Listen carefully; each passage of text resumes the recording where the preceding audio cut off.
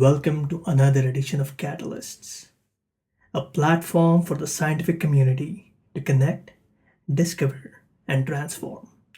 This is your host, Kedar Aris, and today it's my distinct pleasure to connect with Dr. Michael Sanguinetti, Professor of Internal Medicine at University of Utah, as well as an Associate Director of Cardiovascular Research and Training Institute, also at the University of Utah.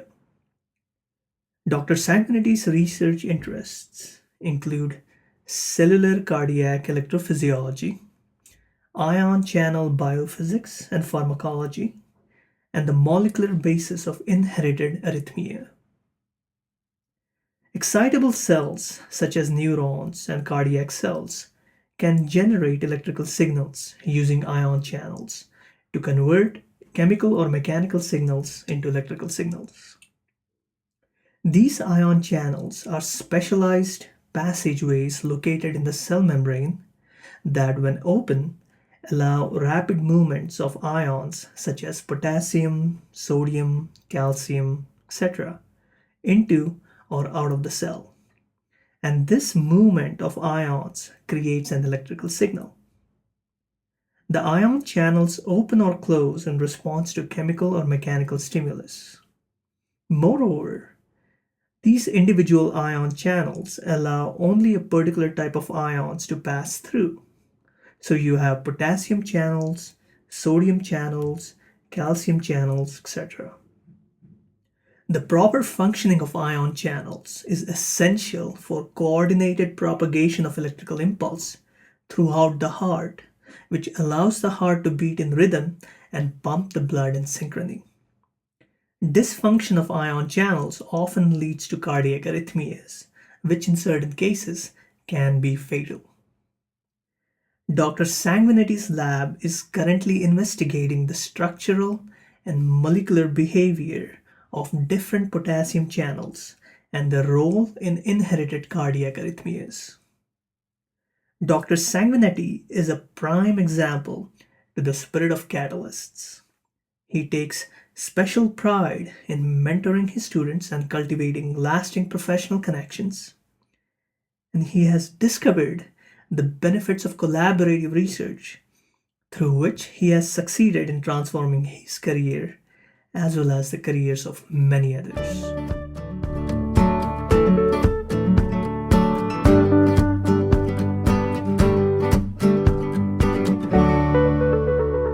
Dr. Sanguinetti, welcome to the Catalyst podcast. To begin with, can you share with our listeners what the transition was for you, like from grad school?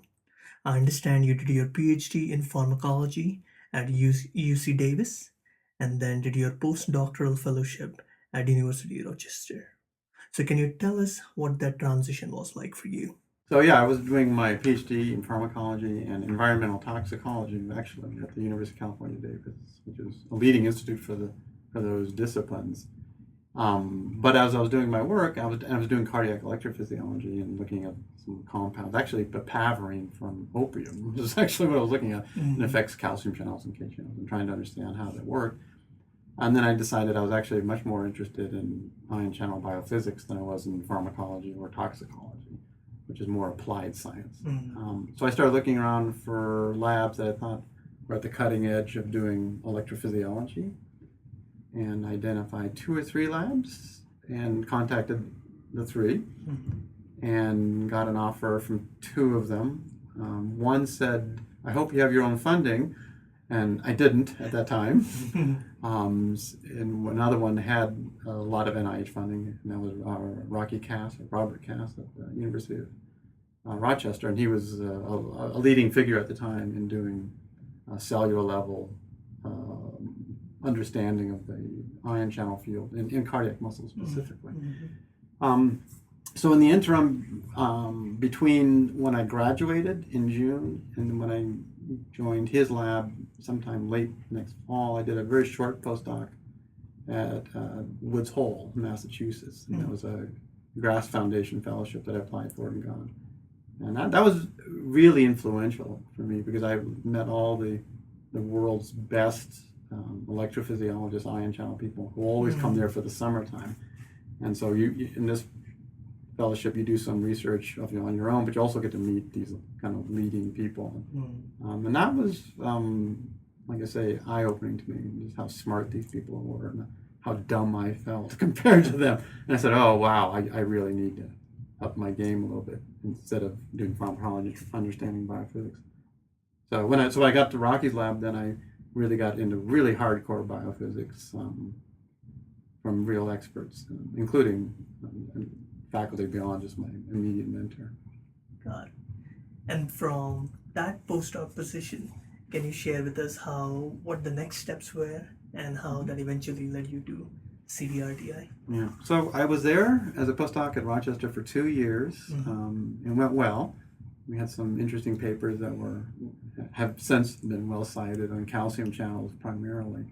And that was right when electrophysiology was morphing from what I would call kind of gross level techniques, 2 microelectrode clamp of isolated Purkinje fibers from calf hearts, for example, where we used to go to the slaughterhouse and literally 6 a.m. in the morning, freezing rain, grab the heart out of an animal, actually someone else did, and hand it to us in bloody mess and bring it back, did the surgery and did the clamp, to the transition where we could actually do patch clamp technology. We're looking at single myocytes. So that was a big change.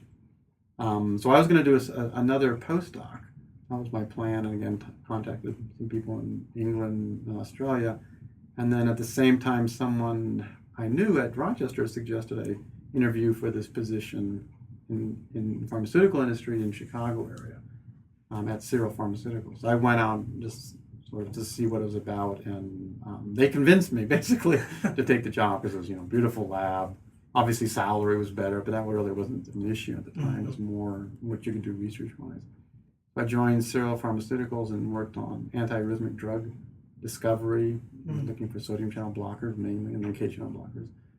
And I was there for 5 years, I think, 3 years, and then got recruited to Merck Pharmaceuticals in Pennsylvania, which was the leading at the time pharmaceutical place. So that was a step up for me. So I wanted to do that.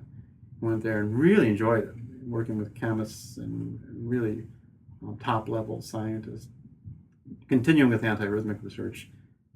And after 5 years of doing that, I decided, although I enjoyed it, I kind of wanted to go back into academics. And when I was at these drug companies, I actually had PhD students in my lab, one from Rio de Janeiro, one from University of Chicago. And so they did their PhD work in my lab.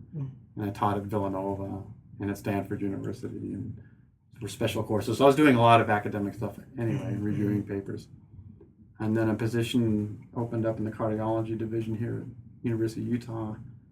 And so after 8 years in industry, I joined jointly a small biotech company here, MPS Pharmaceuticals, and cardiology division as a professor, associate professor, I guess, at the time. So I actually got to transition as an associate professor tenure track instead of going through the usual slow assistant. They thought my experience in the industry was sufficient to go into the next rank. So that's how I got here. It was a kind of an odd way. And actually I worked half time or 80% time at the company for I think a year and a half, 20% at the university when I wrote grants. And then 2 years I made the transition full time to the university. Got it. And while you were in the industry, you had constant flow of publications, which kind of helped make the transition to academia relatively easy, do you think? Because you also had some PhD students working under you, so it was almost like a hybrid experience where academia and an industry setting. Yeah, that's a good point, because especially at that time, going from, what's still true, going from industry to academics was unheard of. And people are like, what?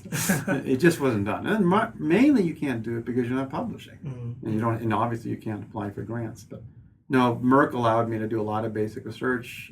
We published a lot at that time, and made one of the discoveries I made there was characterizing these 2 different types of K channels, which I'll tell you about later, turned out to be very important medically. We knew they were important drug targets at the time, but we didn't realize how much they'd be involved in disease until later. But anyway, I was publishing on that sort of thing, and that was sort of a relatively hot topic for the next few years. This is 1995? No, 90 to 94, I guess, was when I was at Merck in that sort of period. God.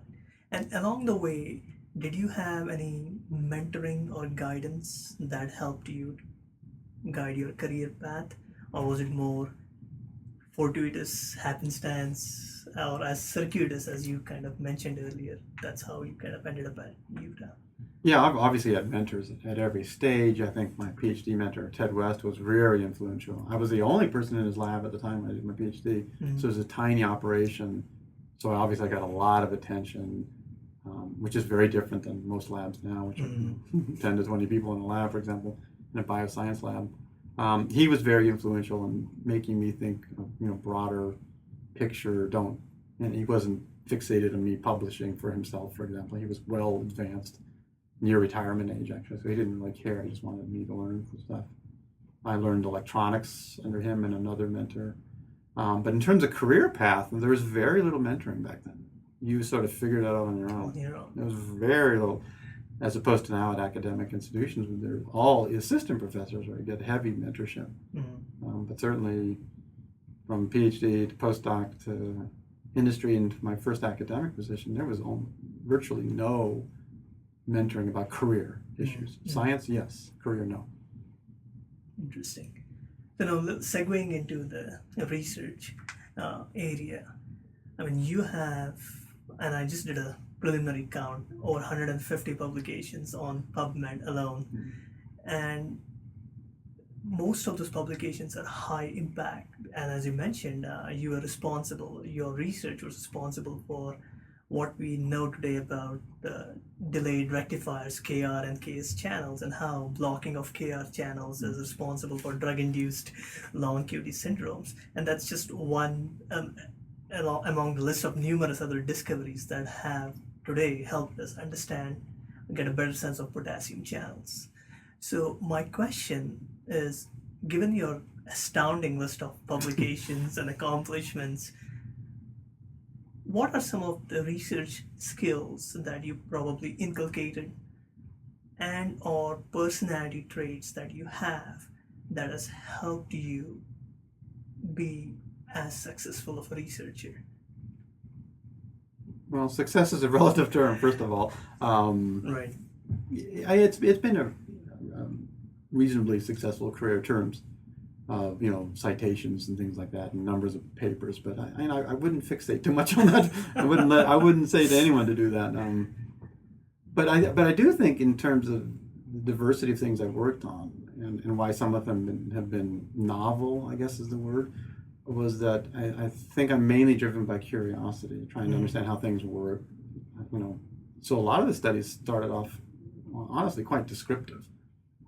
For example, the IKR, IKS work I was at the drug company Merck at the time. They were interested in potassium channel inhibitors as antiarrhythmic drugs, but we didn't really understand.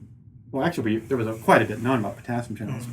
But early studies in my lab said, well, here's some compounds that block part of the current, but not all of it. What's going on? And eventually it turned out that there's two main currents, right, what people had oftentimes thought were one, although other groups had thought they were two earlier, and they were discredited. So it's actually kind of odd. Wow. Based on biophysics. Well, there was a lot of problems with the early studies. They weren't very careful. I wouldn't say they weren't careful. They had a lot of artifacts in it, so there's a lot of arguments to the relevance. But anyway, I think just being curious, not worrying too much about where preliminary pilot type experiments are leading you. You always have, especially in academics now, you have to have your own funding. You have to have a research program which is very, very directed so that you can get funded and funded again and know you're going to have papers coming in. But at the same time, you always have projects that are ongoing that are more exploratory, just driven by curiosity, have nothing to do with application or following somebody else's lead. Just play, have fun. I think that's actually really important. And most of the discoveries, if you want to call them, were based on initially on work that was just out of curiosity. More exploratory rather than directed research to answer a specific question. Absolutely, yeah. So I think it was driven by some motivation. For example, the initial characterization that you were just mentioning, that was trying to understand how the drug works. But understanding how the drug works, realize that, this drug actually dissects out one current from another so you can actually separate them based on drug sensitivity. And initially it looked like it was just some complex voltage and time dependent block. And I said, well, no, maybe it's just removing one current component completely. And that was not well received at the time. Actually, a lot of people thought I was nuts. And it really wasn't confirmed almost for 5 years when the two genes encoding the two different channels were cloned, and then we could heterologously express them, and then showed that what I had showed in myocytes was actually you could reproduce with the cloned channels, and so that's when it became IKR IKS became fully accepted. I think at that point, So moving to the next stage in terms of collaborations, how much of your current research is derived from just organic data that you already collect based on your experience, experiments, and that kind of building on itself to drive more research questions? And how much of it is collaboration where people come to you and say, Dr. Sanguinetti, we have some similar research interests, how about we collaborate? Or is it something where you actively seek out collaborations? How does your philosophy fit in? I've done it both ways. I think the most interesting work that we've ever done in my lab was a collaboration with Dr. Mark Keating, who was in the genetics department at the time, but 94. When I first came to the university, Mark was working on long QT syndrome, trying to understand the genetic basis of it. Didn't have any genes isolated at the time, but he clearly had the interest in repolarization abnormalities, as I did too, for different reasons. I was thinking of drugs. But we talked a lot, became very close friends, and daily worked together. And then over the next couple of years, he started isolating, I think, two: sodium channel, the HERG channel, and then what's called the KBLQ1 potassium channel. Those discoveries came out of his lab. So I was in this position by collaboration, but also just talking to him on a daily basis to do the physiology on those. So HERG, for example, is a good example. It was obviously a potassium channel gene, but we didn't know what it was. So we expressed it in my lab and said, oh, it looks just like IKR. And then when they had KCNQ1 or KVLQ21, now called KCNQ1, we didn't know what that was either. Co-expressed it with the beta subunit and said, oh, this is IKS. So it was amazing to have this, the genetic building blocks given to me of something I was interested in many years earlier. It was very unusual. So that was obviously a strong collaboration, dependent research, and there's a real synergy between the biophysics that I was doing and the genetics that the Keating lab was doing. So we published a lot together. And there's been a few other examples like that. With a neurologist, Louis Potacek, we studied some myotonia disorders due to chloride channel mutations. But most of the work that I've done, almost all the pharmacology, for example, is really comes out of my lab, and we don't really have collaborators except on the modeling aspects. So for ligand docking to homology models of protein structures, we collaborate with Dr. Saxa. Dr. Saxa now, and also Anna Starr-Weisinger in Vienna, Austria, as you all know, helped us a lot in recent years because she does more MD simulations as well, just documenting things. Interesting. Now, moving into the whole resources, it seems today when you talk to professors, one of the pet peeves they have is the governmental agencies are funding more projects that have direct translational research, and it seems to affect labs or research labs who are more doing basic research. And I was wanting to know, based on the research you do, what is your philosophy on how much, when you build a portfolio, research portfolio, how much of it should be translational, how much of it should be basic, or it doesn't really matter as long as it's good research? Well, I think the latter is very, very, very true. I think as long as it's good research, it doesn't matter. But there's just the fact that translational research has a better, at least from NIH funded funds, you have a much better chance of getting funding if you're doing translational work. I've always tried to have a balance. So, for example, right now we have two R01 NIH R01s that run the lab, and one is on the pharmacology of the hERG channel. To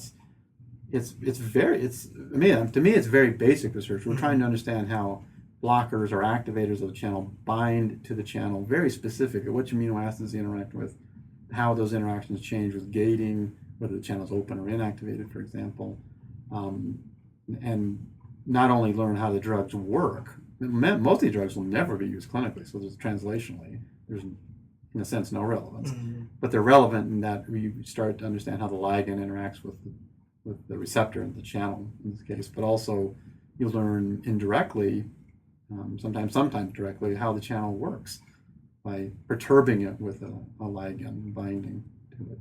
So that's basic research, but you can dress it up to look like translational, and it is. There's no question it's translational. Especially like hERG activators now might be used for treating long QT syndrome, and so I think there's interest in our work in that field. But the other NIH R01 funded project is a collaboration between me and Dr. Alexei Zaitsev here at CVRTI. And my part of the grant is pure basic research. It has zero, there's nothing translational about it. And that's just, how does this channel open? What are the structural basis of the gating process in this channel? It's an unusual channel. It's an intracellular sodium activated potassium channel with almost no voltage dependence. But at the same time, Alexei is trying to understand, does this channel play any role in ischemia-induced arrhythmias and also electrical silencing of part of the ventricle? It turns out that's probably not true, but that's a grant that was, again, dressed in a manner that was 2/3 basic science, no translational, and 1/3 potential translation. Yeah. Got it. And given your research accolades, accomplishments, I imagine it must be relatively easy for you to secure grants. But how much time do you actually spend writing grants, and what do you think are some of the key attributes to write a successful grant? I think I'm unusual and mainly lucky that I spend very, very little time writing grants compared to most people that I know. Mainly because I've always tried to have 2 R01s and then a 3rd partial grant. So the Treadwell Foundation gives me a little funding for a different project. So they're always overlapping. They're not on the same time scale. They're usually 4 to 5 years. So you try to do it every 2 or 3 years. And I've been able to do it for over 20 years now. So I always have 2 grants. And spend months and months thinking about it before I write one, for sure, and getting preliminary data all the time. You're always thinking of the next grant. But the actual writing doesn't take that long. Maybe it's 2 weeks, 3 weeks. I always get it done well in advance, which I think is key to successful grant applications. And then go over it and over it until it's as perfect as I can get it. It's never perfect, but it's as best I could possibly get it. I usually have 1 or 2 other people look at it. I don't send it out for a lot of pre-review from colleagues. I found that was not useful because I already knew the limitations. I knew the problems, and they did just point them out to me again. I go, yeah, I know that. So that didn't really help. But I think I've been lucky in that I've gotten almost every grant I've ever applied for, and I only had to reapply for 2 of them ever. So, and for that reason, I've never spent much time grant writing. So, yeah, but I feel very fortunate that I didn't. Interesting. And when it comes to the personnel in your research lab, is there particular traits or attributes you look for when you're trying to hire graduate students or postdocs to come work with you? Yeah, my lab's a little unusual in that I've had very few graduate students in my whole career, maybe 6. But I've had more than 20 postdocs. So my lab has been mainly run by me and by postdocs, mainly because some of the things we want to investigate take more training, and that a postdoc who comes in is going to have several years of training already. And everybody who's joined my lab as a postdoc has been an electrophysiologist already, I think without exception, actually. Yeah, I think that's true. And so what I'm looking for is number 1, motivation. So when they apply, most of the people who come to my lab are from out of the country. Not all of them, but most of them from all over the world.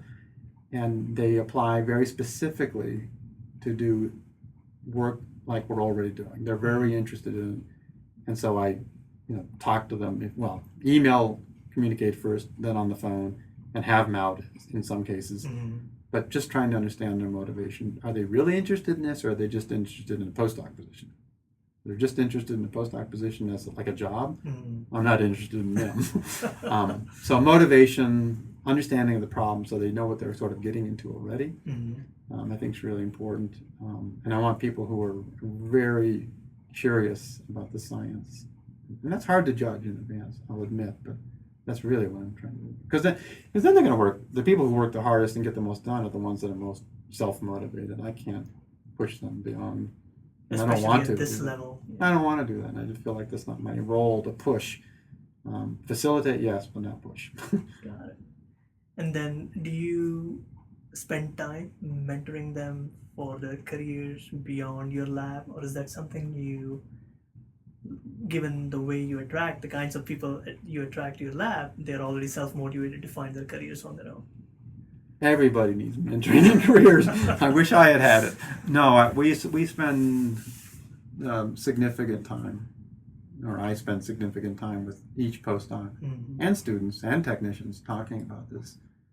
We don't overemphasize it. The science is most important, and to make it clear to them, if you publish good work, you'll get a good job. That's in some ways it's a simple formula, but the problem is the perception that you have to have a Nature or a Cell paper to get a good job, and in some cases, some universities, that's almost true. It's unfortunate, but true. So no, we talk mainly about alternatives to academic careers. The reality is, there's everybody, I think, initially thinks they're going to be in academics, and the reality, of course, is 5 to 10%. It's a very small group that it's going to end up in academics. Not because they're not capable, but there's only so many positions, and I think they also become interested in other careers. And of course, in my lab, when we do a lot of pharmacology, many postdocs are interested in the pharmaceutical industry, and many of them are in there now, and some of them do extremely well. They're in management positions already, for example. Interesting. Now, looking back through the years of your research, has there been a particular inflection point, maybe perhaps a tough situation in terms of either a particular research experiment where you thought it would work but it did not, or maybe a research grant you're hoping for that didn't come through, or something like a tough situation that forced you to kind of reevaluate or helped you launch yourself further ahead? And what was that experience like? Well, experimental failures are the norm. First of all, especially I think if you're curiosity-driven research, and again, only part of my lab does that. A lot of it's following exactly what the aims are in an NIH grant. There's no question about that. But I think there's lots of dead ends, and what I try to do, and I think is really key, is know when to quit. When the line of inquiry is just going nowhere, just be willing to give it up. The phrase is, if you're going to make omelets, if you want to make omelets, you're going to break eggs. And I think that's true. I mean, you got to be willing to make mistakes, or just go down dead ends. And I've had uncountable numbers of those. But I think the difference is, the reason it hasn't hurt me in any ways, I don't worry about it. Let the failures roll off your back. Do something different. I haven't had any major life-changing problems or issues. No. And again, because I've been able to get my grants funded, I haven't had to change focus. I think that's, as I'm in my 60s now, I think I would tell people you should change focus. I think it's very healthy for your scientific career. It's getting harder to do. You just, if you want to be funded in biomedical research, you need funding. It's hard to shift gears significantly. Interesting. And then you did mention know when to cut your losses, especially if you're extremely important. And again, I won't bore you with examples, but there's several in the last year where things didn't work, and you just kind of go, oh well. And again, they're not major expenditures of time or effort. And most people have more than one little project ongoing. So if something fails, that's not a big problem. Very cool. So now, looking back, if you had to redo, if you had the opportunity to do some of the things over again, is there something you would do more of or something you would do less of? I mean, you had a successful research career, so I imagine there's not much you would change. But No. even then, I would. I don't think there's any question. So I was interested in biology and from whatever age 6 or something. I knew I was going to be a biologist as a child. In grade school, what do you want to be when you grow up? I knew I wanted to be a research scientist. Didn't know what I wanted to do. But I think I got more into biomedical science, applied science, than I ever intended to. I definitely would have preferred to be in more types of biological research that were more truly curiosity driven. I keep saying it, but I do a lot of curiosity driven research, but it's all within a very narrow focus. How does this drug work on this channel? We know it changes the gating, but how does it do that? Now that's extremely narrow focused. Whereas I'd rather know or work on topics, for example, like, how does this plant interact with this ant? Almost, sort of more general. More on a macro scale as opposed to. Well, it still could be molecular biology based for sure, and biophysics based, but some more things that are just really interesting biological problems for which, of course, there's little or no funding whatsoever. And it drives a lot of people into biomedical science who I think maybe that's not their first love. As, for example, a physician, scientist, they're clearly motivated to solve biomedical problems. I don't think I ever was. I'm very interested in it, but that's not what the motivation was. Okay. And for all the listeners out there, the postdocs and the graduate students and the assistant professors who are just starting their career, what kind of advice would you give them based on your experiences on what traits they should inculcate right now so that 5 years from now, 10 years from now, they find themselves in a much more comfortable research position? Well, I don't know about comfortable, but I think, just as you talk to anyone who's had a relatively long career, the most important thing is to think really, really hard about what it is you want to do. What it is you want to do, where do you still see yourself in 5 to 10 years, and take that analysis. Everybody's told to do that, but take that analysis very seriously. Most people do not. They're looking for a job. They're looking for some way to be employed with their skill set for obvious reasons, trying to pay bills. But there's 100, 1,000 different ways to do that. And I think if you really think it through very carefully, you're more likely to end up doing what you want to do. For example, I was in the pharmaceutical industry, which was really interesting. I love the collaborative research and the big scale of the problems. And that was exciting. I enjoyed it. But then after, I was there 8, 10 years, then I said, academics has a way of life that I think I prefer. And I'm glad I made the move. And obviously it would have been faster and more direct if I'd gone that way immediately and not been sidetracked for 8 years in pharmaceutical industry. Not that it was bad, but I don't think I thought it out really well. And again, partly because of lack of mentorship, but you can't blame others for what you do. Exactly. Because you can get bad mentorship, of course, as well. So again, I think just think well in advance and give it more thought than you can possibly stand. And then when you're young, in the earlier stages, really identify the best labs. Forget about where the best skiing is or something like that. Go to the best lab, because it's going to be 2 to 3 to 4 years. It's a very short time in your life. Find a situation that's wonderful, and then based on literature searching, and then try to find out something about the lab by those who know, because it may be a very difficult place to work. With the mentor or if it's a really negative place, you want to find that out in advance. Well, both things. So find out what you really want to do first. Absolutely. And then find which lab offers you the opportunity to do it. worldwide. Worldwide. Don't look at Utah or the United States. Right, right. Think about where would be the best place to do it. And then make sure that it's an environment where you can thrive, as Yes. opposed to. Yeah. Those are great advices. To wrap up this conversation, a question I ask all the interviewees is: 20 years from now, when it's all said and done, when you look back on your career, what would you like your legacy to be? How would you like to be remembered by your students, by your peers?